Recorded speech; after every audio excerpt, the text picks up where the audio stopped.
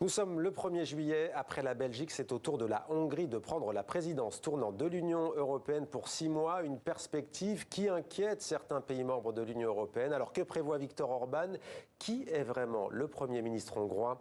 Avec nous pour en parler, Françoise Pons. Bonsoir, soyez la bienvenue sur TV5 Monde. Vous êtes journaliste, spécialiste de la Hongrie. Vous y avez consacré notamment un livre, L'angoisse de la disparition. Vous y avez aussi consacré un documentaire. Vous sillonnez, on peut le dire, depuis 25 ans, près de 30 ans maintenant, les pays d'Europe centrale et orientale. On va essayer ce soir, disons-le clairement, de sortir des sentiers battus et peut-être des clichés qu'il y a autour de ce dirigeant. Quid de la réalité, quid des fantasmes. Mais d'abord ce slogan, Make Europe Great Again, rendre sa grandeur à l'Europe. Évidemment, du côté de Bruxelles, quand les dirigeants entendent ça, ça parle du fameux slogan, l'ancien slogan de Donald Trump, rendre sa grandeur à l'Europe. Pour Viktor Orban, c'est quoi? Ça peut être quoi? Alors, en fait, c'est une expression provocatrice, comme il l'avait fait d'ailleurs avec la démocratie libérale. Alors, moi, effectivement, je trouve que c'est une boutade, mais pour lui, les citoyens européens veulent la paix, l'ordre et le développement économique, et que pour lui, les élites bruxelloises actuelles donnent la guerre, l'émigration et la stagnation économique. C'est ça que ça veut dire en un mot. Voilà. Mais pour moi, ça fait partie. Enfin, je trouve que c'est vraiment de l'ordre de la boutade. Voilà. Pour moi, mais bon, voilà. Et de la provocation, vous l'avez dit. Et de la provocation. Et alors, je vous demanderais comment vous le définissez, ce dirigeant, parce que c'est vrai qu'on entend beaucoup de mots. C'est difficile aujourd'hui de situer les partis en Europe, populistes, extrémistes, souverainistes, nationalistes. Oui, on va vous demander votre avis. Mais d'abord, Viktor Orban, qui est-il vraiment? Voyez ce récit signé Mylène Gérardot. Bruxelles à l'heure hongroise, avec un slogan « Make Europe Great Again », rendre sa grandeur à l'Europe, emprunt à peine provocateur du Premier ministre Viktor Orban qui prend les rênes de l'Union pour 6 mois à l'ancien président américain Donald Trump qui l'a toujours soutenu. Viktor Orban, proche également du chinois Xi Jinping et du président russe Vladimir Poutine, malgré la guerre en Ukraine. Présider l'Union sera peut-être l'occasion pour le dirigeant d'extrême droite de sortir de son isolement en Europe. Dimanche, Viktor Orban annonçait d'ailleurs son intention de former un nouveau groupe au Parlement après avoir dû quitter les chrétiens démocrates du Parti populaire en 2021. Une nouvelle ère commence ici. Et le premier moment peut-être décisif de cette nouvelle ère est la création d'une nouvelle faction politique européenne qui changera la politique européenne. Objectif, faire entendre une vision différente à Bruxelles, contre le soutien militaire à l'Ukraine, contre l'immigration illégale et pour la famille traditionnelle. Aux côtés de Viktor Orban, le leader de l'extrême droite autrichienne et l'ancien Premier ministre tchèque, centriste. Baptisée Patriote pour l'Europe, cette nouvelle alliance devra recruter des partis de 4 autres pays pour être reconnue au Parlement. Alors le Hongrois assure ses arrières. Il a rencontré l'Italienne Giorgia Meloni la semaine dernière, figure forte du groupe ECR, conservateur et réformiste, qu'il espérait un temps intégrer. Il peste contre les tractations qui ont exclu ECR des postes clés de la nouvelle commission. Ce n'est pas basé sur le mérite de l'élection. Si c'était le cas, il y aurait le Parti populaire, les socialistes et les conservateurs et réformistes arrivés en 3e position. Mais le 3e poste est allé à Renew, ce qui prouve clairement qu'il s'agit d'un accord entre les partis. Honteux. Viktor Orban pèsera autant que possible sur l'agenda européen, un pouvoir toutefois limité. Étant donné que la présidence tournante donne surtout le droit de fixer l'ordre du jour et d'agir en tant qu'hôte, par exemple pour les négociations, la Hongrie pourrait exercer ce genre de privilège. Ainsi, elle pourrait retarder les négociations d'adhésion de l'Ukraine. Mais en fin de compte, elle ne peut pas faire beaucoup plus de mal que cela. Sanctions contre la Russie, nomination à l'OTAN, ouverture des négociations d'adhésion. Avant de prendre la présidence tournante, Viktor Orban a levé son veto sur plusieurs dossiers. L'aide militaire à l'Ukraine reste le dernier levier de la Hongrie pour obtenir le déblocage des fonds européens gelés par la Commission. Voilà votre réaction. Comment vous le définiriez, vous, Viktor Orban? Alors, dire que c'est un dirigeant d'extrême droite, c'est toujours un slogan facile aussi, parce que moi je dirais que c'est plutôt une droite plus radicale dans sa méthode, dans son mode de fonctionnement. Et je crois que c'est ça que les Hongrois reprochent aujourd'hui à Orban, et qui fait que le challenger pour les élections européennes, Peter Magyar, a obtenu 30%, ce qui est quand même beaucoup. Qui est lui-même conservateur. Et qui est lui-même conservateur, hein, c'est ça. Donc ce n'est pas l'essence du conservatisme qui est mise en jeu, c'est une méthode un peu dure, un peu voilà, on va une méthode d'aller jusqu'à la ligne limite, enfin donc c'est ça et puis l'argent, la corruption, ça revient dans la bouche des Hongrois, tout milieu confondu. Donc, vous voulez dire la lutte contre la corruption? Non, c'est la corruption du gouvernement, le népotisme, voilà, c'est un des griefs. C'est un des griefs, et donc les gens ne veulent pas changer, ne veulent pas de la gauche, où ils restent conservateurs, mais ils veulent un autre mode de fonctionnement où la corruption soit moins importante qu'elle ne l'est aujourd'hui. On va parler de ces 6 mois et de ce qu'ils projettent, mais encore un mot quand même pour bien comprendre l'état d'esprit aussi en Hongrie. Pourquoi ce dirigeant plaît?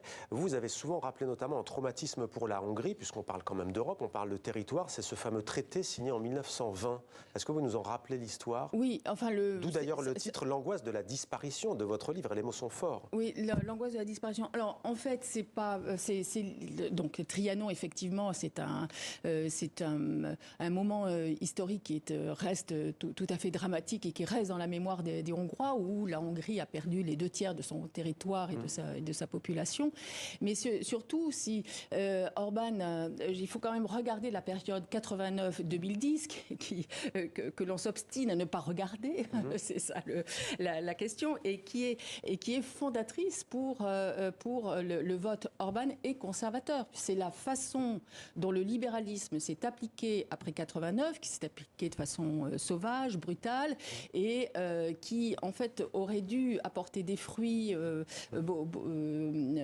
beaucoup plus importants qu'ils ne l'ont été, puisque à partir de 2004, de l'entrée dans l'Union européenne, au lieu d'exploser comme les autres pays, d'avoir des pourcentages de croissance à 2 chiffres, eh bien eux, ils ont stagné et diminué parce qu'ils avaient donc 3, 2, 1%, parce qu'ils avaient une dette qu'ils héritaient du communisme. Donc du coup, pour eux, ils ont vu, et au moment de la crise de 2008, la crise économique et financière, eh bien, ils se sont dit, mais qu'est-ce qui s'est passé? La Slovaquie est en tête, même la Roumanie va mieux, qu'est-ce qui nous est arrivé? Et puis c'est une société qui, après, et ça c'est important pour la victoire d'Orban, c'est que la société était très atomisée après le communisme, qui a vraiment voilà, une société très sécularisée. Et ensuite, et que cette période de transformation a poursuivi cette atomisation.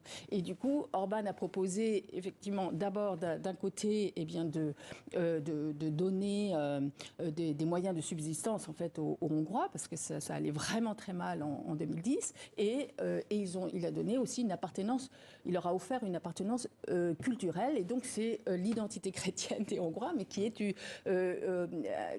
historique, c'est pas lié, puisque la religion, bien, la foi religieuse est toujours de 7-8%, c'est pas énorme, mais une identité, et c'était important pour se ressouder autour d'un... Alors, que prévoit-il pour ces 6 mois? C'est vrai qu'on a tendance peut-être à surestimer parfois la prévidence, on l'a rappelé dans le sujet, hein, il s'agit bien entendu d'avoir la main aussi sur l'ordre du jour, mais tout de même, pour vous, que va-t-il essayer de faire durant ces 6 mois avant l'arrivée de Donald Trump à la Maison-Blanche, s'il bat Joe Biden? Alors, je crois que ce qui se passera le plus, c'est plutôt au Parlement, parce que, effectivement, là, je rappelle qu'en 2011, ils ont eu une très bonne présidence, malgré tout le tourbillon médiatique et politique qui s'est déroulé autour de cette première présidence en 2011.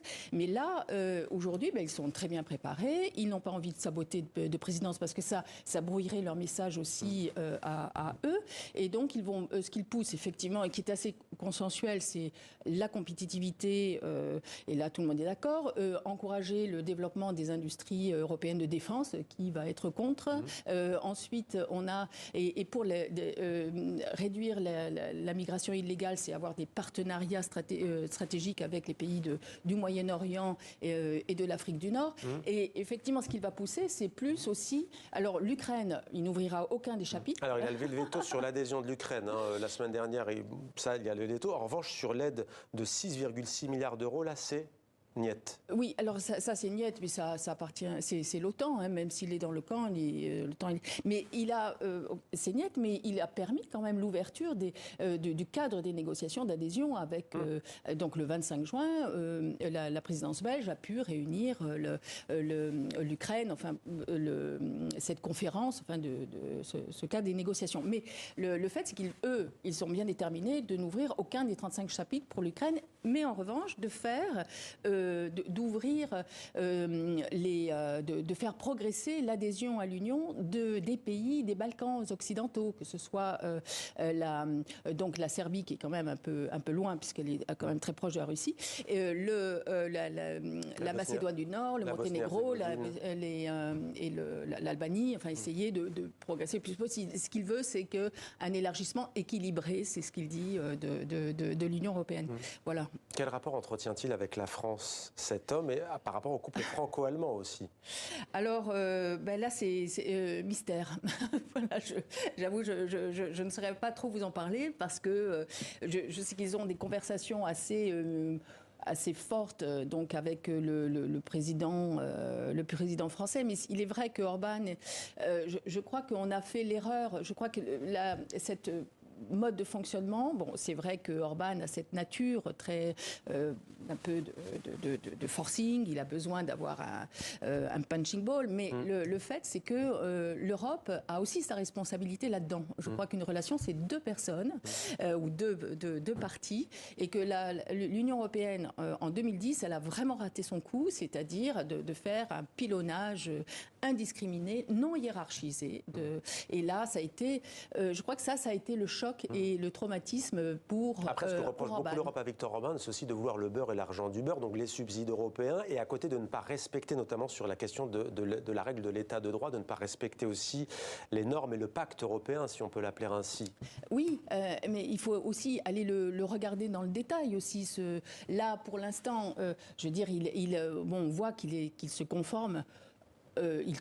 Il a fait beaucoup d'efforts pour se conformer à l'état de droit, mais chaque fois, et ça, il le reprochait, c'est que chaque fois on lui met d'autres obligations à respecter. Mais c'est vrai que bon, il y a encore des choses à voir, mais je pense qu'il y a un pli qui a été pris, et surtout on n'a pas voulu regarder ce qu'il se passait au fond. Voilà. Mais pour vous, l'Europe n'a pas les craintes de Bruxelles ne sont pas justifiées. Ah ben non, je n'ai pas dit ça. J'ai dit qu'il fallait justement la façon.